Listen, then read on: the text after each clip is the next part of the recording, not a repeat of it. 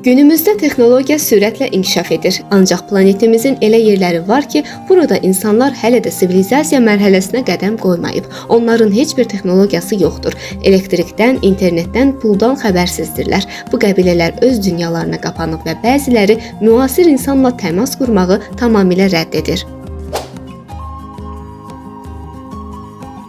Dünyanın ən təhlükəli və ən sirli qəbilələrindən biri Sentinel qəbiləsidir.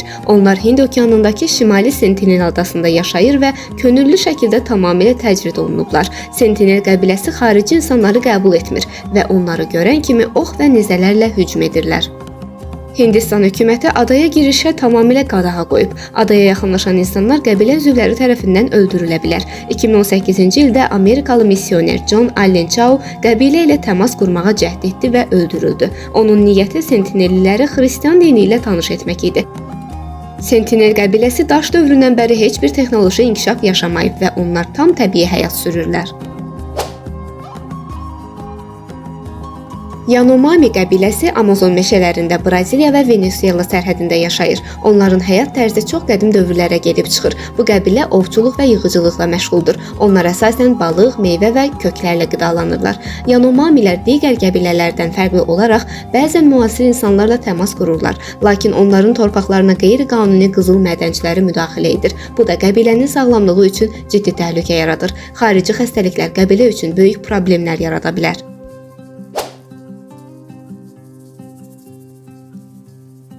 Korovay qəbiləsi İndoneziyada, Papua Yeni Qvineyada ağac evlərdə yaşayır və bəzi evlər 40 metr hündürlükdə qurulur. Bu hündür evlər onları vəhşi heyvanlardan və düşmən qəbilələrdən qoruyur. Korovay qəbiləsi uzun müddət kannibalizmlə tanınıb. Onlar inanırlar ki, qəbilə üzvləri sehirli varlıqlar tərəfindən öldürüldükdə onların ruhu düşmən bədəninə keçir. Bu səbəbdən öldürülən insanların cəsədləri bəzən yeyilirdi. Lakin son illərdə kannibalizm tədricən azalıb. Afrikanın ən qədim qəbilələrindən biri olan Bambuti piqmeyləri dünyanın ən qısa boylu insanlarıdır. Onların boyu orta hesabla 140 sm-dir. Bambutilər Kongo Demokratik Respublikasının tropik meşələrində yaşayır, ovçuluq və yığıcılıqla məşğul olur. Müasir dünya ilə əlaqələri olduqca azdır. Papua Yeni Qvineyanın növbəti qəbiləsi olan Huli qəbiləsinin kişiləri bədənlərini sarı, qırmızı və ağ boyalarla rəngləyir, müxtəlif festivallar keçirir, qədim döyüş rəqsləri icra edirlər. Huli qəbiləsi müasir insanlarla qismən təmasdadır, lakin öz adət-ənənələrini qoruyub saxlayırlar.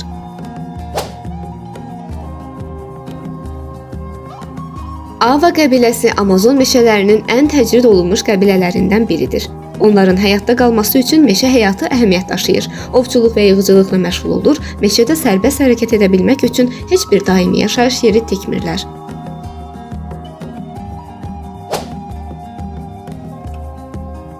Tanzaniyanın Hadza qəbiləsi tamamilə köçəri həyat tərzi keçirir. Hadza insanları ev tikmir və təbiətdə gəzişərək ovlayıb yedikləri ilə qidalanırlar. Onların mədəniyyəti daş dövrünü xatırladır. Afrikada, Efiopiya ərazisində yaşayan Mursi qəbiləsi ən aqressiv etnik qrup kimi tanınır. Yetkinlik yaşına çatmış qadınlar kiçik yaşlarda deşərək genişlətdikləri alt dodaqlarına öz hazırladıkları aksesuarları taxır. Mursi qəbilə üzvləri tikanlarla bədənlərində müxtəlif döymələr çəkir, qulaqlarını deşərək dairəvi halqalar keçirirlər. Bu səbəblə Mursilər planetin ən qorxunc və aqressiv qəbiləsi kimi tanınır. Meksikanın şimal-qərbində məskunlaşan Tarahumara qəbiləsinin üzvləri çox sürətli qaçışları ilə məşhurdur. Onlar kənd təsərrüfatı və ovçuluqla məşğul olur.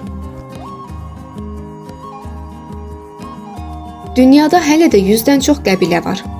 BMT-nin və müxtəlif təşkilatların araşdırmalarına görə Amazon meşələrində, Papua Yeni Qvineyada və Andaman adalarında hələ də 100-dən çox tam təcrid olunmuş qəbilə yaşayır. Yanomami qəbiləsi 15 min ildən çoxdur ki, Cənubi Amerikanın sıx meşələrində yaşayır və onların özünə məxsus dili və mədəniyyəti var. Braziliyada yaşayan Ava qəbiləsi ən təcrid olunmuş qəbilə adlandırılır. Meşələrin qırılması ilə onların yaşadıkları ərazilər məhv edilir və bu, qəbilənin yox olmaq təhlükəsini artırır. Papua Yeni Qvineyada yaşayan Korovay qəbiləsi dünyada hələ də ağac evlərində yaşayan nadir qəbilələrdən biridir. Onlar 30-40 metr hündürlükdə nəhəng ağacların üstündə evlər qururlar ki, yırtıcı heyvanlardan və düşmən qəbilələrdən qorunsunlar.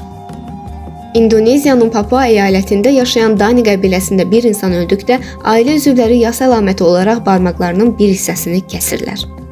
Amazon meşələrində yaşayan Piraha qəbiləsində qadınlar və kişilər tamamilə fərqli danışıq formalarından istifadə edir. Bəzi sözlər yalnız kişilər üçün, bəziləri isə yalnız qadınlar üçündür.